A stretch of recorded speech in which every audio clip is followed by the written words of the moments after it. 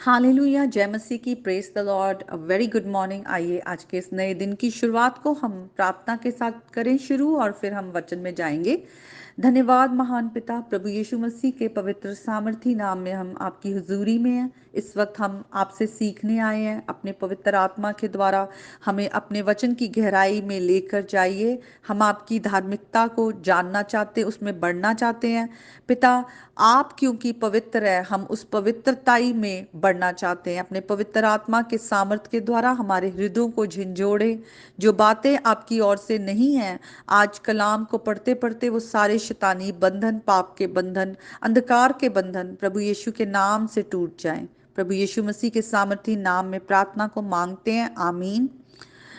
और praise the Lord सबको। आज का जो जीवित वचन है वो लूका की अंजील उसके 17 चैप्टर से है, और हम उसकी फर्स्ट 2 वर्सेस को देखेंगे। ये वचन में बहुत कुछ है। खुदा का आत्मा हमें लीड करे, हम इसे वैसा समझ सके जैसा परमेश्वर चाहते हैं। और यहाँ पे लिखा है, यीशु मसीह ने अपने चेलों से कहा, हो नहीं सकता कि ठोकरें ना लगे, परंतु हाय उस मनुष्य पर जिसके कारण वे आती है। और जो इन छोटों में से किसी एक को ठोकर खिलाता है, उसके लिए भला होता कि चक्की का पार्ट उसके गले में लटकाया जाता और वे समुद्र में डाल दिया जाता।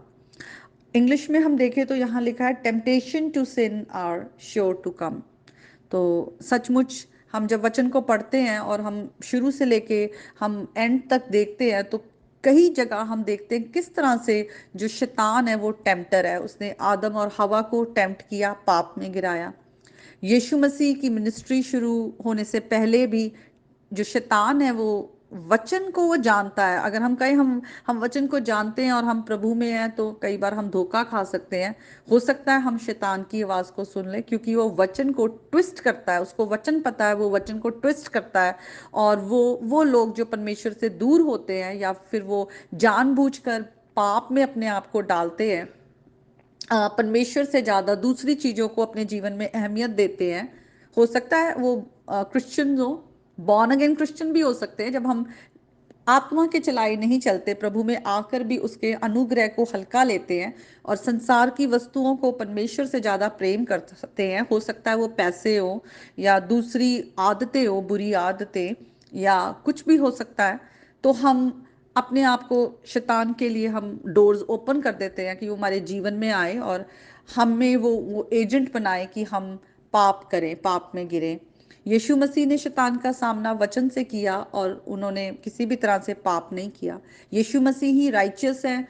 वो परफेक्ट लैम्ब ऑफ गॉड है, जिन्होंने हमारे पापों के लिए क्रूस पर अपना बहुत ही कीमती लहू बहाया है, और आज हमें उस लहू से छुड़ाकर हमें खरीद लिया है। हम प्रभु के लहू के द्वारा हम खरीदे गए। आज हम यीशु मसीह में हैं। हम अपने जीवन को हमें जांचना है कि कहीं हम टेम्पटेशन में पड़कर हम पाप तो नहीं कर रहे। और जैसे कि यहाँ पे लिखा है कि हम दूसरों के लिए भी कई बार ठोकर का कारण बनते हैं। जब हम खुद उन गुनाहों में रहते हैं और हम दूसरों को भी उसमें हम मिलाते हैं, सहमति देते हैं, या कुछ गलत किया जा रहा है तो हम उसको इग्नोर करते हैं, तो हम दूसरों के लिए भी स्टम्बलिंग ब्लॉक बनते हैं, पाप का कारण बनते हैं, ठोकर का कारण बनते हैं। और वचन में लिखा है कि उसके लिए भला है कि उसके गले में चक्की का पार्ट, भारी सी चीज को उसके गले में डाल दे, कि वो डूब जाए, समुद्र में डाल दिया जाए, कि वो किसी के लिए ठोकर का कारण ना बने।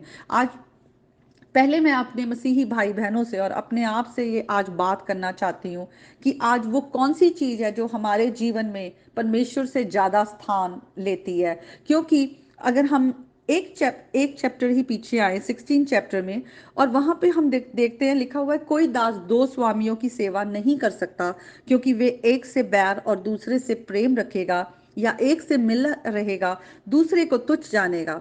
तुम परमेश्वर और धन दोनों की सेवा नहीं कर सकते।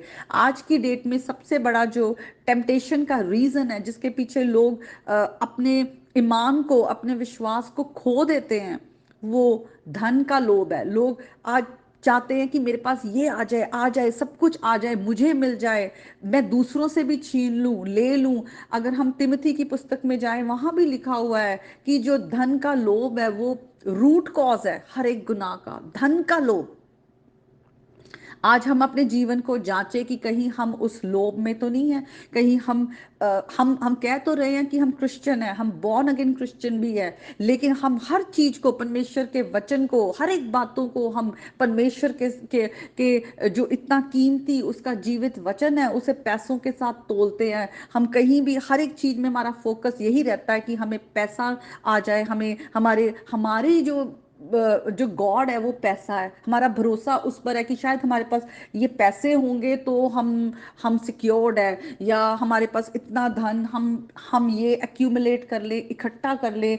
हम उस धनी आदमी जिसको मूर्ख कहा गया उसके बारे में भी पढ़ते हैं कि कैसे उसने सब कुछ अपने लिए रखा और अपनी कहा कि मैं अपनी बारियों को भी, जो अपने बाग्स हैं उनको भी मैं बड़ा कर लूंगा, ताकि मेरे पास इतना कुछ है, मैं सारी उम्र भी खाता पीता रहूं तो मैं, मेरे को कुछ नहीं। लेकिन खुदा का वचन, उसकी आवाज आई कि तू आज रात तेरा प्राण तेरे से ले लिया जाएगा, तो ये सब किसका है?